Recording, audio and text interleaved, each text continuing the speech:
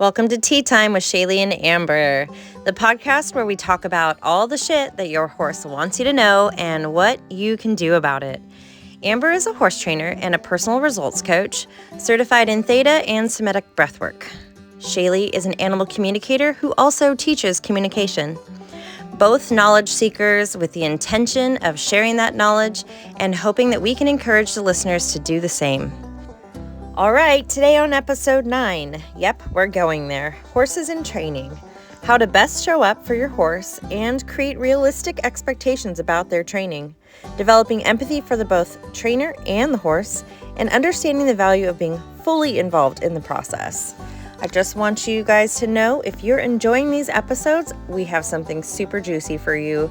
Head on over to the link in the show notes and you can join up Shaylee and Amber's Tea House, a monthly membership where so much goodness happens.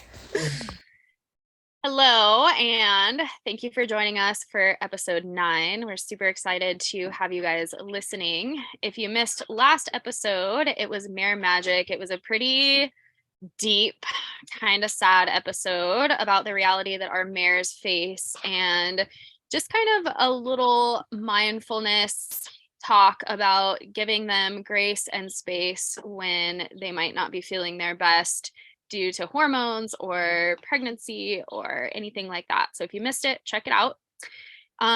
This episode, super fun. So normally Amber and I kind of talk about what we're going to talk about before, but I asked her if I could surprise her because it all well, for one, she's passionate about this subject, and for two, it all kind of flowed together throughout the day for me, and I know it's going to be very aligned with her. So today we're going to talk about horses in training and why it's important to be present and in training with them. And just such a big topic. And I say this like coming out of a lesson with Lockie Phillips today and feeling like so happy and uplifted after my lesson, but just the amount of times we had to change our expectations within that lesson for where the horse was in that current moment.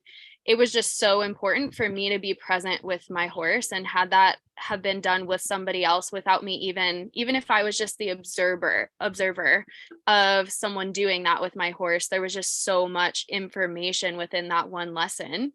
And then I got a text from a client with an episode request for horses in training, and like when we send them off, how they feel and how it is on their bodies and stuff like that. So it's a super big topic. Amber, I know you require your people to be there. So what do you have to say about it?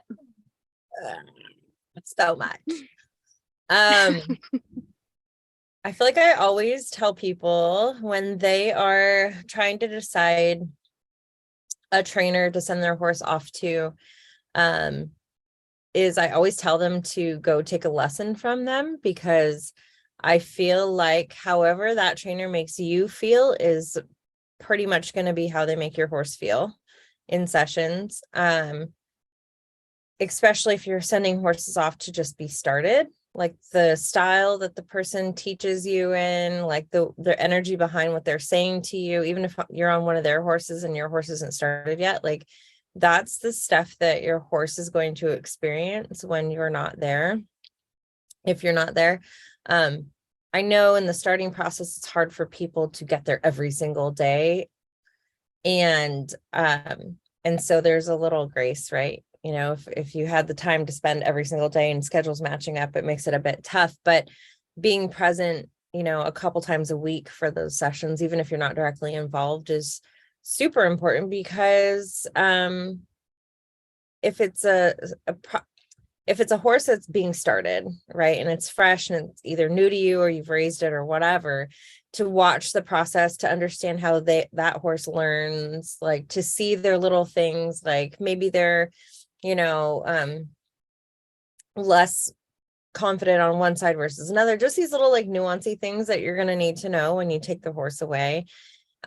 Or especially if it's like a problem that you're having with the horse has anxiety, or the horse has a bucking issue, or or rearing issue or whatever the issues are.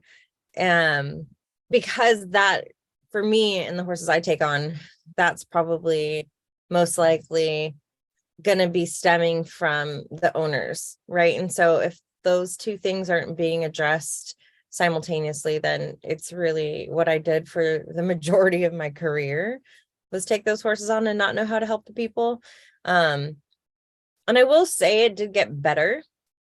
I mean, I never had anyone complain, but I knew eventually it was going to, at some level, go back to the way it was, unless like the deeper part got worked out. So yeah, I think the importance of it is huge, no matter what you're sending your horse off for, especially if you're having behavioral stuff go on. But the energy of the trainer, I think that's what people never know. So I had the experience of sending my horse off to a trainer, and I never had that before.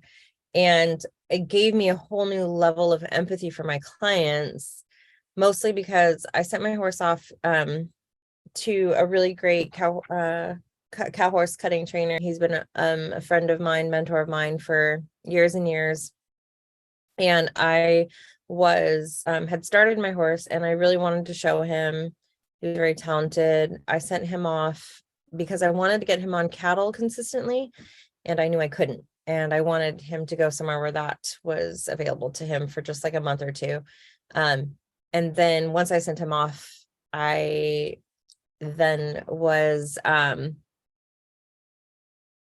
don't know how to say it. I was surprised with the fact that I was going to be getting a divorce. And so mid him being in a completely different state, I learned, oh shit, my life's about to come unraveled.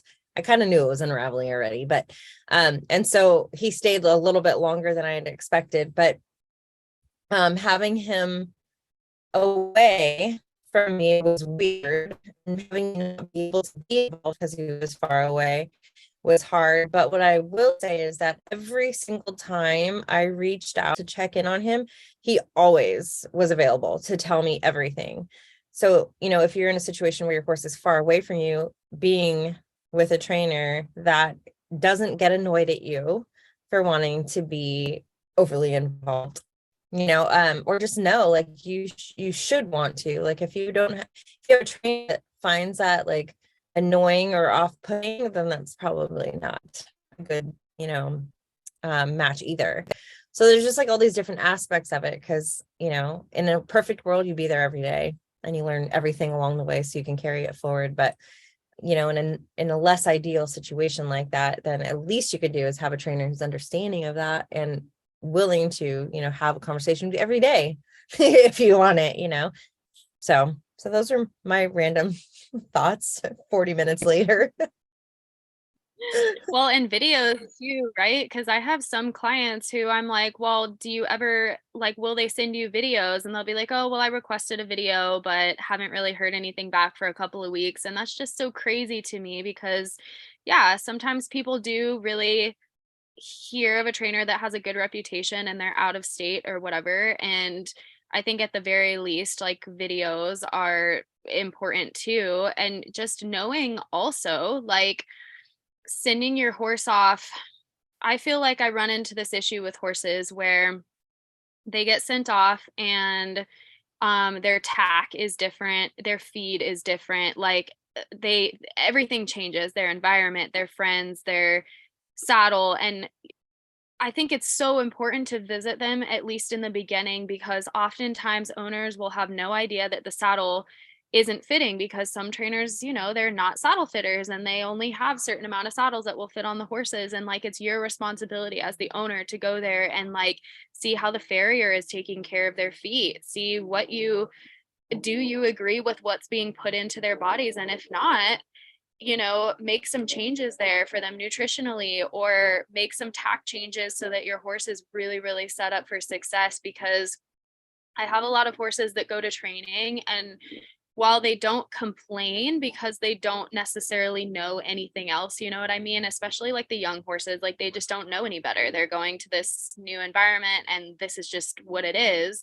But they will have aches and pains or fatigue or whatever, because not not typically from what the trainer is doing or the type of training, but the fact that there's a little bit of a time limit put on the trainer and expectations put on the trainer to deliver certain services within a time frame.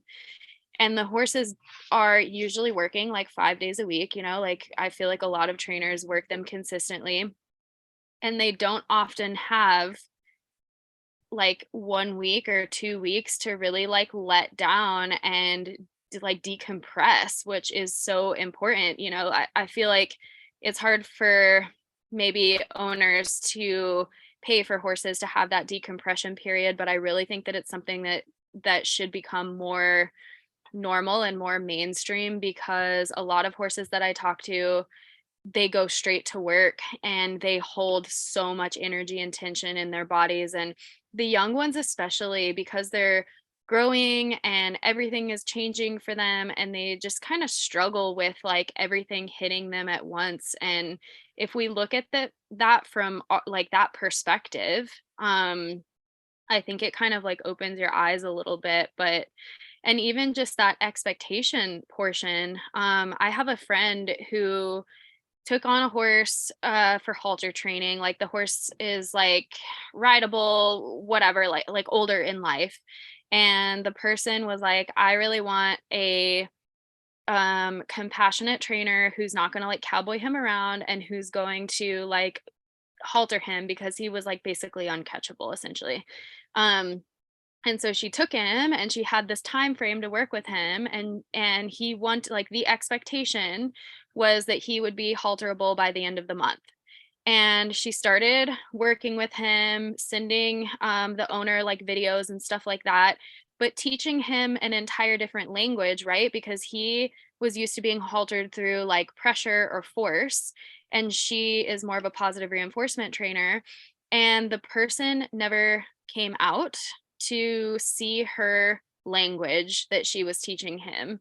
So anytime the owner so when the owner came to pick him up, he couldn't halter him, and there was such a big like issue with that. And she was like, well, you didn't come out, my language is different than yours, like there's a reason why I offer lessons. It's like such an important piece. And I think if people looked at it that way, where like, sure, you are sending your horse to a trainer to learn, let's say, like basic neck reining, which makes sense, but your trainer's balance and, like you said, their energy is different than yours. And it was so important for you to learn the language too, even if you think that you already know it. Like you might be able to sit on any horse and neck rein them, right? But your horse might be learning this for the first time, or at least they're learning this version for the first time. And it's just not fair if you don't learn it too. Yeah, what's interesting is that the horse that I sent off, I started him. I was actually the only person that had ever handled him, because he was just a little stud muffin out in a pasture full of brood mares running feral. So there was no one else, right? And I started him. And so when I sent him off, when I went back to ride him to pick him up, and I spent a couple days up there riding with him and working with him, I could barely ride him because he had only been there for 3 months, but it was like his sensitivity level, his, what he'd experienced had changed. He got pushed pretty hard because he was at a performance trainer. His experiences were different there. He'd been pushed a lot. He'd been exposed to a lot of different stuff and ridden in a way where he was being prepped to show, basically, because this is what they were doing at this barn. And also my relationship with the trainer was that of like, he wanted this horse to be good for me. He really wanted it, especially because he knew what was going on for me in my personal life. And I think because of that, he got pushed even harder. You know what I mean? Because he was trying to give me as much as he possibly could. So it was all well intended for sure. But also this horse is, Celeste just posted something, I think a couple days ago, about the fighter. So the horses that won't shut down, the horses that won't, and that is basically him. And so he pushed against going too fast. Like there was some there was some pushback on his part, and he had said, this is one of the toughest horses I've actually ever started in my entire career. And this is not a new trainer to the scene. And so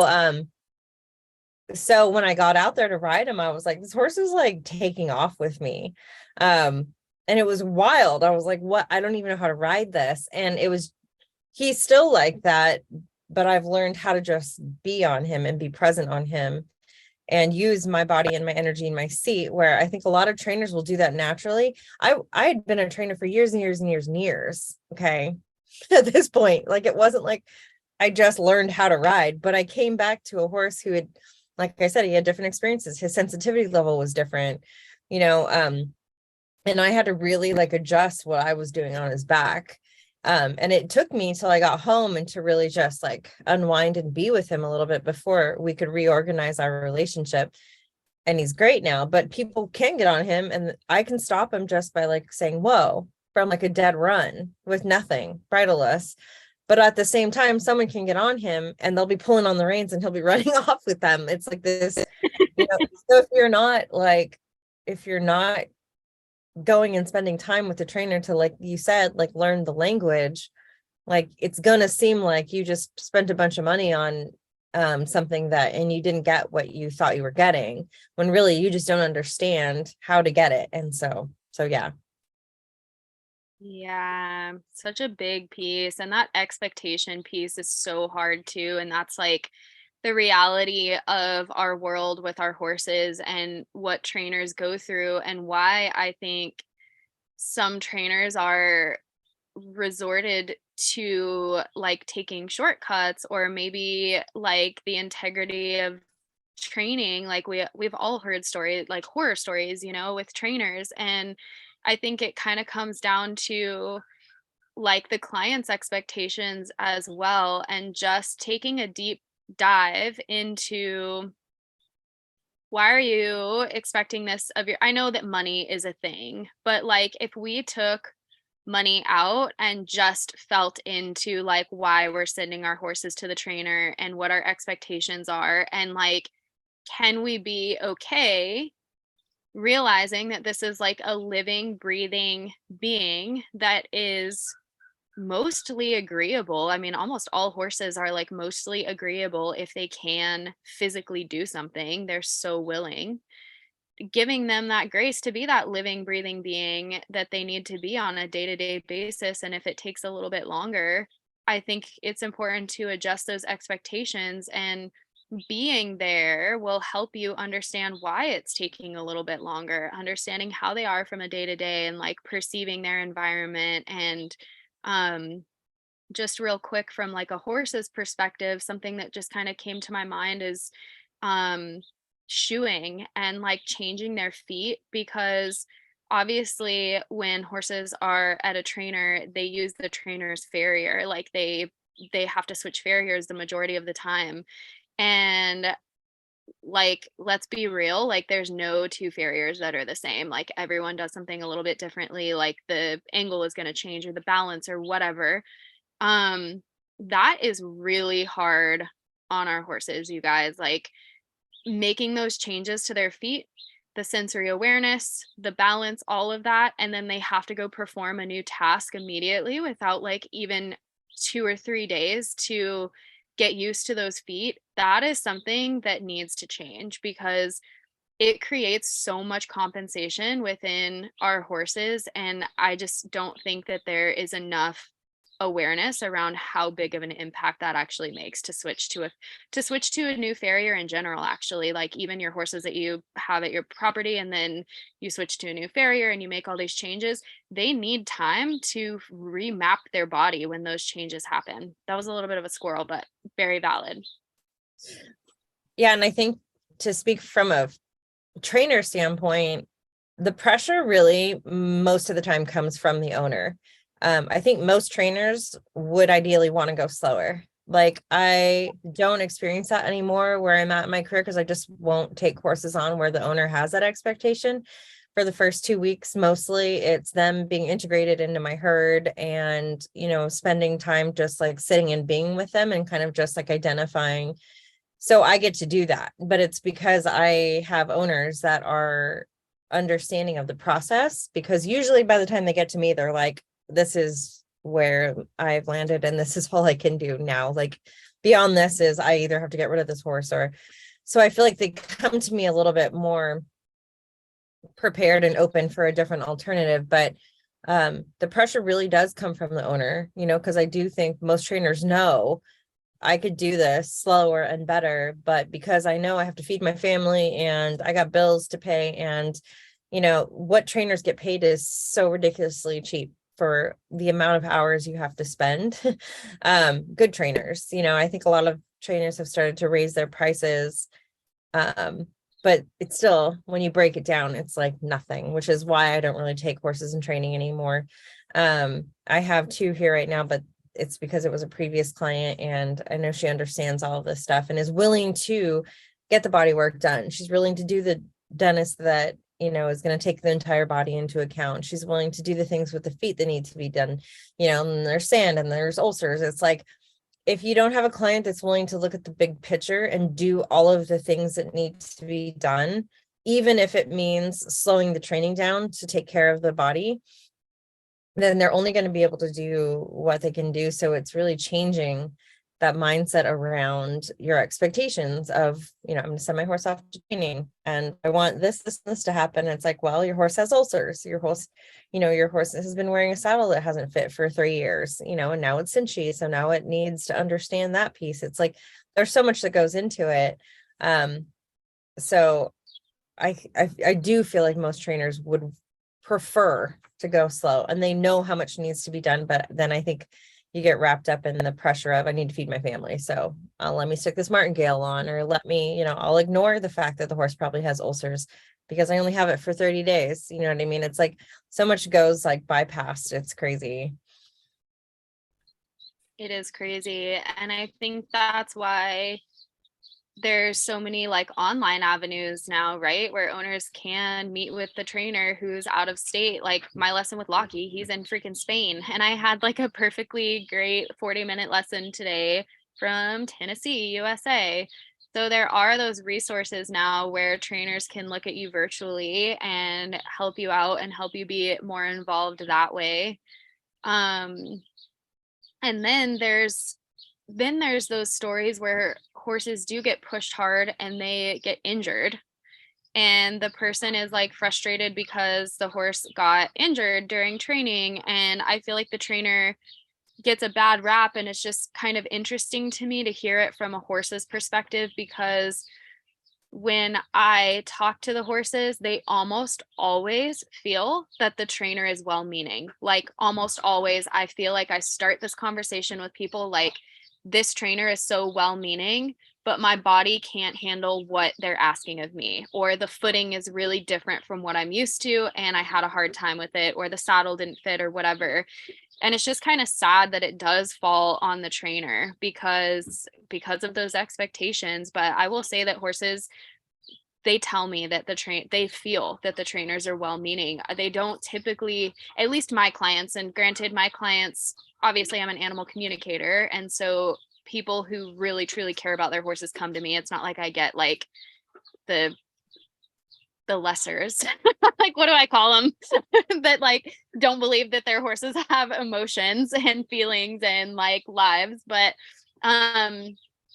yeah, they almost always say that the trainer is well-meaning, which is kind of sad. It's kind of sad that they get pushed like that, knowing that the person comes from a space of like, and this is kind of near and dear to me, because sometimes people don't hear me either when I'm speaking through their animals to them, and I have to apologize to the horse, and it feels like shit. It feels like absolute shit to be like, oh my god, it's making me emotional. It feels so bad to have to tell a horse, I know that you're telling me this and your person is not hearing it.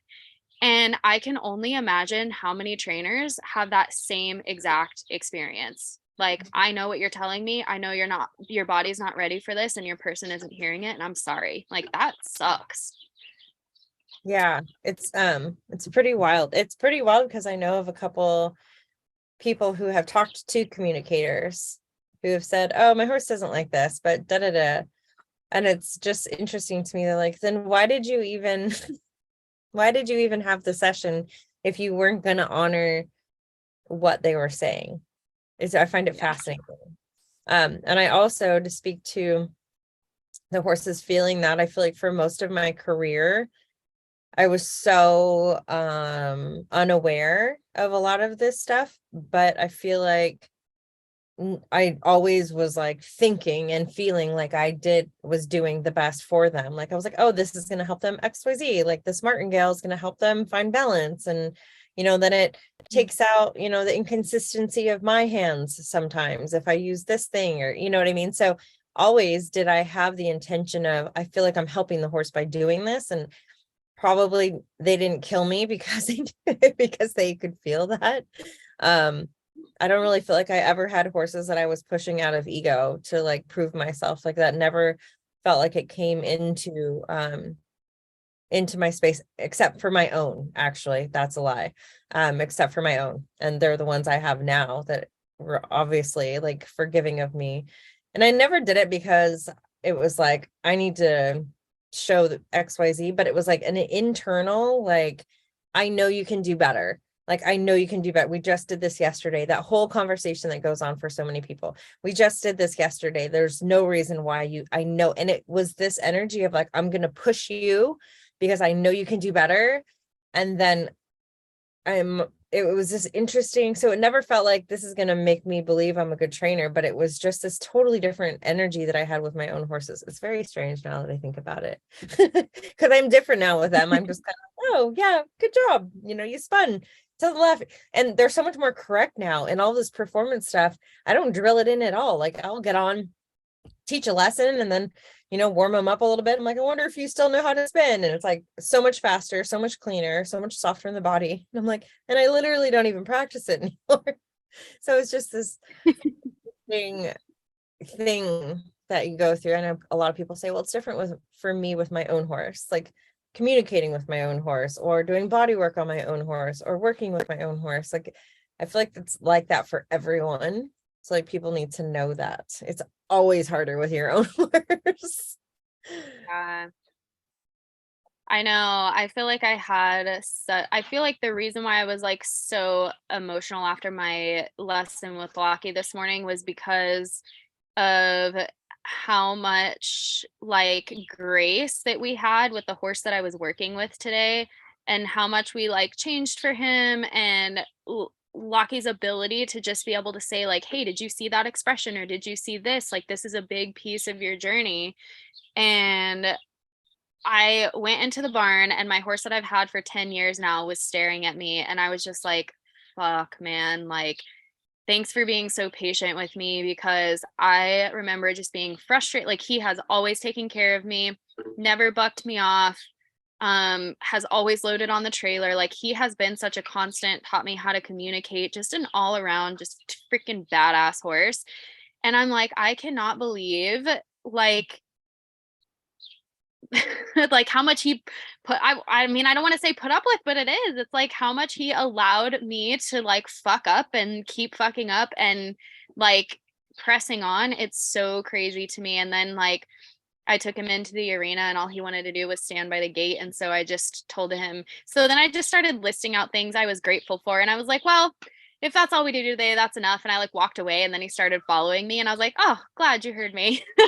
But I'm like, man, I really took you for granted, and like was very well meaning, but had the expectation of like, yeah, like, why can't we just walk, trot, and canter? Why is that such a hard thing for you, And then you start uncovering what's going on in their bodies. That's why I encourage everybody who I come into contact with to learn as much as they can about the body and about saddle and all this stuff, because you don't know what you don't know. And like, if you don't learn about the body and stuff like that, you just don't know what to look for. Like, I will get pictures of horses sometimes, and I'm like, man, like, how do they not see that? And after the session, if the horse doesn't bring it up, I'll be like, hey, just so you know, like, did you notice this in the picture? Like, this is something that you might want to look into. And it's just crazy how there's a lot of horses, and I know this is why I love Celeste's work too, is that she really does like educate people, and Tammy on like training their eye and like what to look for and the things that are probably like not right in the horses. And a lot of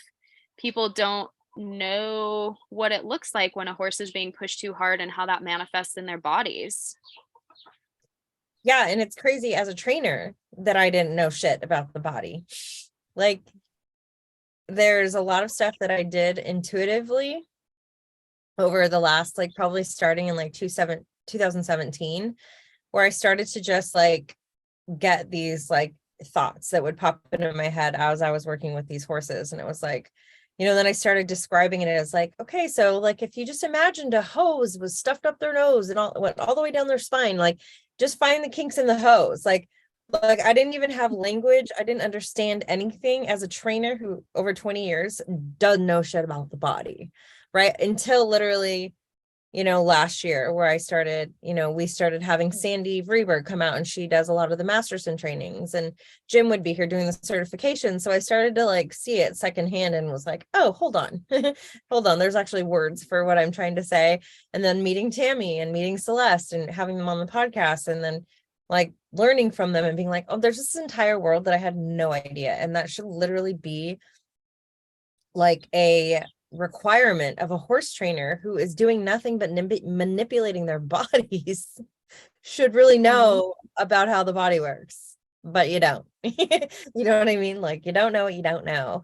And I kind of went on a little rant yesterday on a live. I don't know where I did it. I think it was in my private group, where I was like, don't be afraid to start, and because you get overwhelmed with information and think you have to know everything.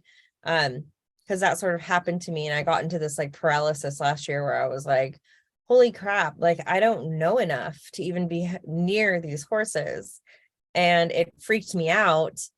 But also, up until I didn't know all of that, intuitively I was doing things that were really serving the horse.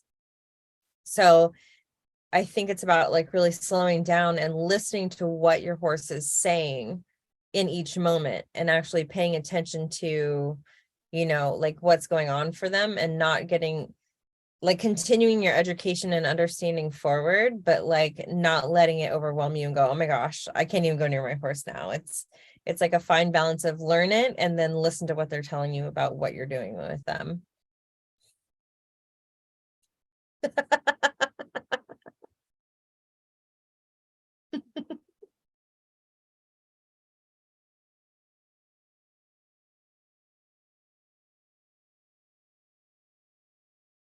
Okay, I didn't want you to have to edit too much, but that motherfucking chicken, dude, like, she was literally standing behind me, and I didn't know if you could hear it, so I muted my microphone, but I took a picture of them to send to you because I'm like, "What are you doing? Why are you up here?" Like, they never come up here. I'm like, "What the fuck?" She's just behind me.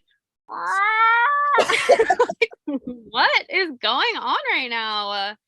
God. And I had something important to say after that too, and now it slipped my mind. Education. Oh, okay, yeah. Let me say this really quick, and then I feel like that's good for the episode, right? Like that was really good. That was a passion project right there. Okay. Yes, and I have felt that way in the past where I had to learn everything, but I also felt like I didn't even know enough to advocate for my horse. And I feel like we've talked about this in one of our other episodes where I was like, I just don't know enough to say anything. I'm just going to have to trust the professionals. And I feel dumb even asking questions because, like, this is not my lane. And that is just not a thing. Like, there's so much education out there. And I just agree wholeheartedly with that, that, like, you don't have to know everything and be freaked out that because there is a balance. There's a balance between that's where you lose your feel, and that's what I was talking about in the membership, where there has to be a balance between learning something, analyzing the body, but then connecting the mind, body, and spirit. If you're so heavily focused in the body, the spirit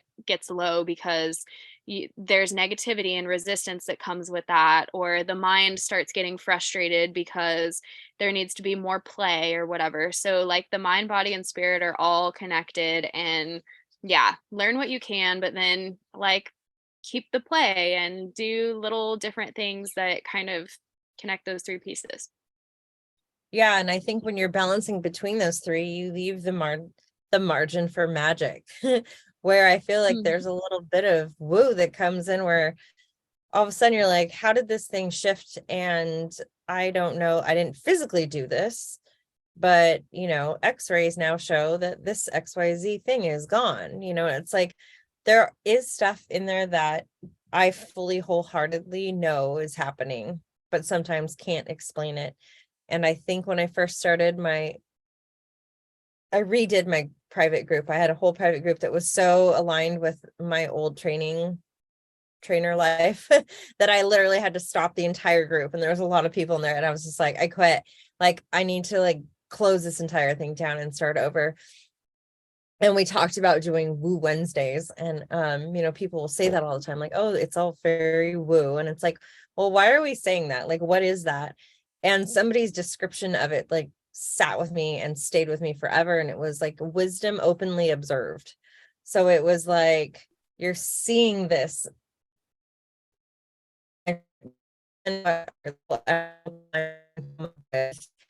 happen in front of you, like, and you're tapped into this bigger knowing that humans were understanding that there are things beyond what we can comprehend happening. But it's what happens. So if you're so rigid on this is what this needs to look like, this is what the textbook says, or you're too far off into La La Land, it's like you need to like balance those things out. Like I learned it, I understood it. Like, okay, let's feel into what the body is saying, or what the horse is saying, or what spirit is saying, or whatever. Yeah, so good. So good. Well, I think we've reached the time of our awkward goodbye. Thank you for listening to us. And we're not really sure how to end this, but see you later. Thank you guys for joining us today. We had so much fun. If anything in this episode feels like you heard a little bit of your own story in it, then please feel free to share with us. Also, if you want more, the membership, Shailene Amber's Tea House, has got a pretty healthy start going. And we just continue to add really cool things and cool people to come in. So if you're not in there yet, get in there, because it's so much fun in there, actually. It is a lot of fun. Very inspired and connected, and we want to see your faces. So join it.